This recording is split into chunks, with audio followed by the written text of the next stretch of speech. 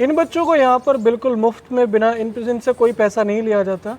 और सिलाई सिखाने के लिए जो ये महिला थी ये भी बिल्कुल मुफ्त यहाँ पर 9 से 2 आती हैं। जगदीप जी 9 से 2 आप इनको यहाँ लाते हैं, सिखाती हैं इनको? हाँ आंटी, आंटी जी शकुंतला आंटी है। हाँ। ये 9 बजे मैं इनको लेने जाता हूँ और यहाँ बच्चों के बीच में आ जाती हैं। 2 बजे फिर छोड़ने जाता हूँ। स्कूटी भी आंटी ने ही दी है जी। और अंकल भी काफ़ी जुड़ाव रहा था अभिनव टोली से उनका।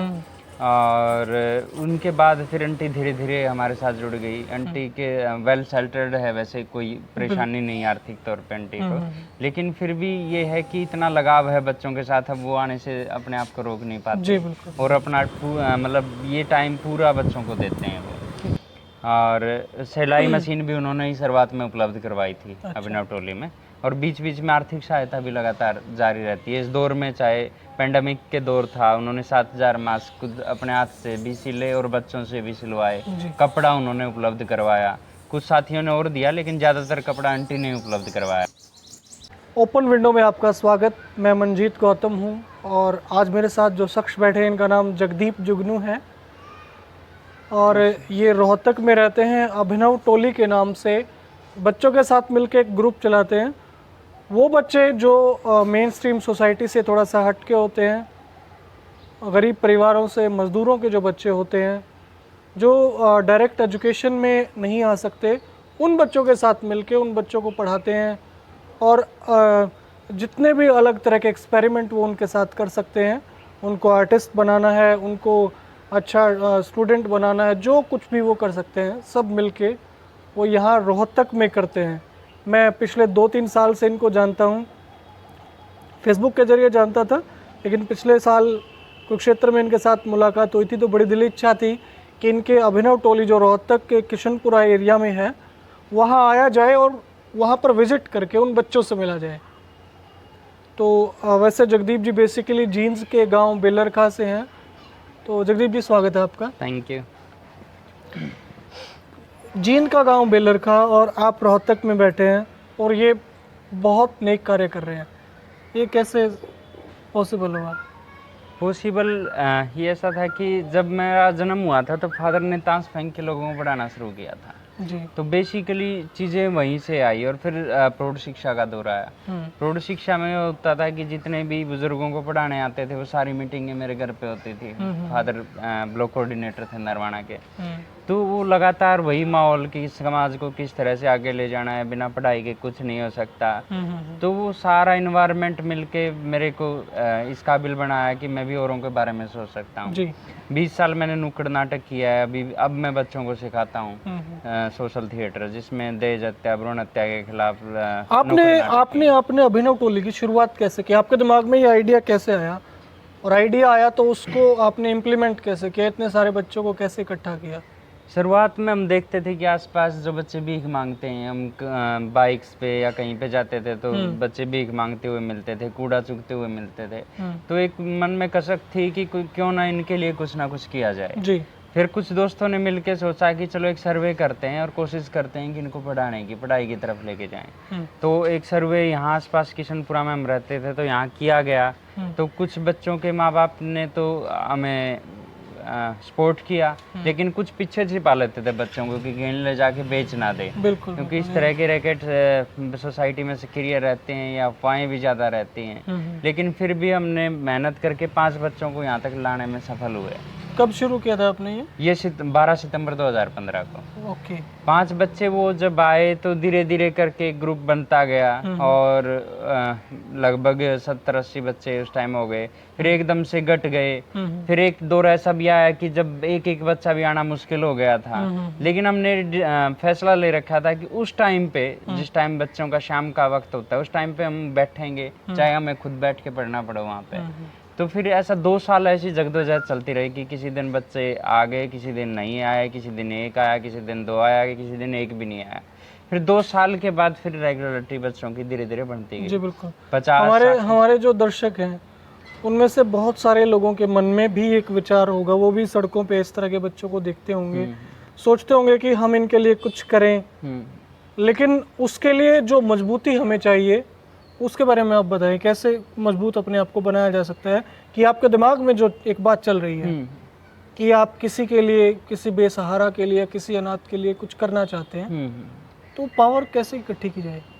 देखिए, पावर की बात तो ऐसी है कि जब हम अपने व्यक्तिगत जीवन से एक अलग हटके जीवन की तरफ सोचते हैं ना, तो वो बड़ा मुश्किल का दौर होता है, क्योंकि हमारे घर के भी काम है, फैमिली के भी काम है, उसके साथ साथ पैरेलली इसको चलाना बहुत मुश्किल है। आपको डेडिकेशन बहुत ज़्यादा चाहिए। बहुत ज़्यादा लोग सोचते हैं सोसाइटी के बारे में, और सोचते हैं तो उनके अलग अलग तरीके हो सकते हैं काम करने के। ऐसा नहीं है कि वही बैठ के वहीं करने लग जाएं। ये हो सकता है कि हम आसपास की संस्थाओं को देखें कि जो इस तरह का काम कर रही है, उनकी हम मदद किस तरीके से कर सकते हैं। कि हमारा 1 घंटा पढ़ाई के लिए जा रहा है, 2 घंटे जा रहा है, कोई आर्थिक संसाधन दे सकता है, कोई पेंसिल, पेन, इस तरह की चीज़ें दे सकता है।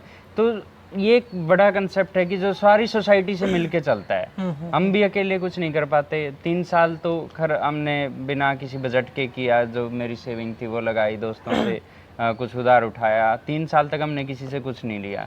फिर जैसे जैसे बच्चे बढ़ते गए, उनकी ज़रूरतें बहुत ज़्यादा बढ़ गई। तो उसके बाद काफ़ी लोग हमारे साथ जुड़े। डॉक्टर प्रवीण मल्होत्रा हैं, उन्होंने मतलब एक जिसे कहते हैं जीवन रेखा, वो अब अभिनव टोली की हैं। डॉक्टर वेद प्रकाश चौरान हैं, डॉक्टर रणबीर सिंह दैया, बहुत सारे लोग हैं, बहुत सारे लोग ऐसे हैं जो लगातार अभिनव टोली के साथ जुड़े हुए हैं, और उनका भी कम रोल नहीं है इस काम में, मैं मानता हूँ। यदि वो सोचते हैं तो ही जुड़े हैं हमारे साथ। लेकिन आपने एक लो जलाई, आपने एक शुरुआत की, शुरुआत रोशनी में सारे लोग मिल रहे हैं, बहुत अच्छी बात है। हाँ, यही करवाया सर। फिर एक बार जो अभिनव टोली का आपका 4 साल का, 5 साल का जो एक समय रहा है, उसमें इन बच्चों का जो अचीवमेंट है उस पर थोड़ा सा प्रकाश डालिए कि क्या क्या इन बच्चों ने किया, कहाँ तक पहुँचे, किन बच्चों ने कहाँ से शुरुआत की और आज अपने आप को वो कहाँ खड़ा पा रहे हैं।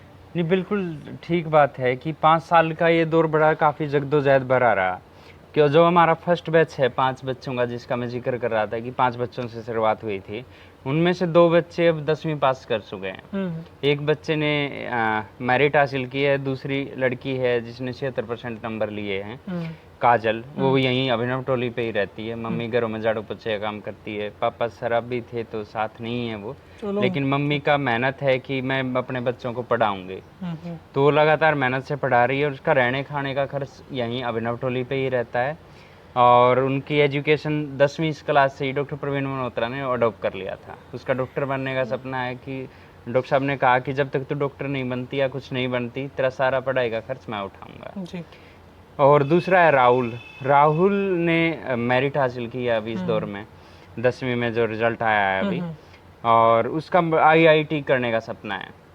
तो एक मैं बात कर रहा था एक दोस्त से, टीचर हैं सुरेश गोस्वामी जी, मैंने उनको बताया कि राहुल ऐसे ऐसे करना चाहता है, तो उन्होंने इसका पढ़ाई का खर्चा उठा लिया है, पूरी साल की फीस उन्होंने जमा कर दी, और लगातार जो खर्च आता है वो बीच में देते रहते हैं। और ग्राउंड पे अब वो बैठ के पढ़ता है। ग्राउंड पे 4-5 बच्चे वहाँ जा रहे हैं। अपने सुमित सरपंच हैं मकड़ोली के जी, हाँ। उन्होंने 1.5 एकड़ का एक जगह दी है बच्चों के खेलने के लिए, तो हमने उसमें एक टेम्परेरी स्ट्रक्चर तैयार किया है ताकि खेतों के आसपास माहौल, पढ़ाई का एनवायरनमेंट और खेल का दोनों चीज़ें मिक्स कर पाएँ। तो वहाँ पे हम 4 बच्चे हमारे रह रहे हैं। चंदन है, राहुल है, सोनदीप है और विपिन है। चारों में अलग अलग प्रतिभाएं हैं। चंदन बहुत अच्छी स्केचिंग, पेंटिंग करता है, सोनदीप की एक्टिंग अच्छी है, और विपिन टाइल पत्थर का ठेकेदार है, लेकिन फिर भी उसमें हारमोनियम सीखने का इंटरेस्ट है। राहुल IIT की तैयारी कर रहा है, क्योंकि घरों में इनके इतने सारे बच्चे हैं, उनको देख के, उनके अचीवमेंट देख के आपको मतलब कैसा महसूस होता है? जो एक शुरुआत आपने 5 बच्चों से की थी, आज आपके पास 250 के करीब 250 बच्चे हैं। तो देखिए, गर्व तो होता ही है कि आप जो पौधा आपने लगाया वो धीरे धीरे फलता जा रहा है। और ऐसा ही नहीं है कि सिर्फ एजुकेशन में इनकी अचीवमेंट है, इनकी अचीवमेंट ये भी है कि सोनदीप जो मेरा बेटा भी है, और इन्हीं के बीच में वो पढ़ता है और इन्हीं के बीच में रहता है, और सरकारी स्कूल में उसका एडमिशन करवा रखा है इन्हीं के साथ ही। तो उसने अभी लक्ष्मी चंद में रोल अदा किया है। DD पंजाबी पे एक शो आता है किसमें कितना है दम, उसमें पोएट्री में उसने ग्रैंड फिनाले में 2nd रहा है वो। और एक लड़की और DD पंजाबी पे डांस में ग्रैंड फिनाले तक पहुंच गई थी, लेकिन मिसकम्युनिकेशन की वजह से वो वहाँ जा नहीं पाई, तो वो भी अचीवमेंट है एक। और अभी चंडीगढ़ में एक फिल्म फीचर फिल्म करके आया है। और जितने भी फिल्म इंस्टीट्यूट रोहतक में हैं, जिस भी बच्चे की जरूरत होती है उम्र की, वो आंख मीच के अपने पास आते हैं। मतलब एक्टिंग का हब भी यहाँ पे है। यही है अब भी। और वो यहीं आते हैं कि वहाँ पे आपको आंख मीच के बच्चे मिल जाएंगे। तो आप पिछले साल मुझे सृजनोत्सव में मिले थे कुरुक्षेत्र में। तो बच्चे जब एक साथ जाते हैं, सारे बच्चे एक बस में या एक जो भी जिसमें जाते हैं, तो वो बच्चे सारे मिलके उनके अंदर कैसी फीलिंग्स होती है, एक दूसरे में सहयोग की भावना, हेल्प वो कर रहे हैं या नई नई चीज़ों को सीखने में उनका इंटरेस्ट बढ़ रहा है, उसमें आप क्या देखते हैं, क्या पाया आपने? देखिए, जब हम एक ब्रॉडर लेवल पे, बड़े लेवल पे सोचते हैं, तो जितना हम दुनिया को देखेंगे ना, उतना ही हम बड़ा सोचेंगे। इसलिए हम शहर का, टूर का या कहीं एग्जीबिशन लगानी हो, वो सारी चीज़ें करते हैं। वहाँ से बच्चे आइडिया लेके आते हैं और नया इन्वेंशन उस तरीके का करते हैं कि नहीं, वहाँ ये चीज़ अच्छी थी, मैं ये बनाऊंगा। कोई एक आध वाक्य?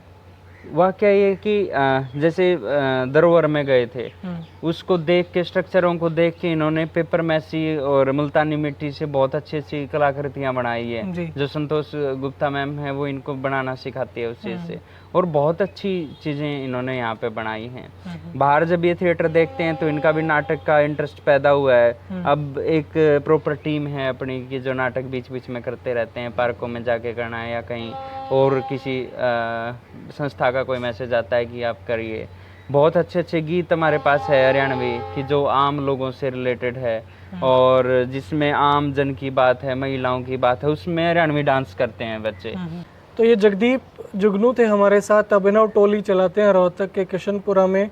2015 से इस तरह इन कामों में एक्टिव हैं और 2015 से 2020 तक बहुत सारे ऐसे बच्चे हैं जिनमें निखार की आवश्यकता थी और निखार के बाद वो बहुत कुछ बन सकते हैं। तो इन्होंने हमें बताया भी, कुछ बच्चों ने मेरिट ली, कुछ बच्चे अच्छे पेंटर हैं, कुछ अच्छे एक्टर हैं। तो इस तरह के जो नेक कार्य कोई भी करता है, ओपन विंडो अपनी तरफ से उसको सलाम करता है। शुक्रिया।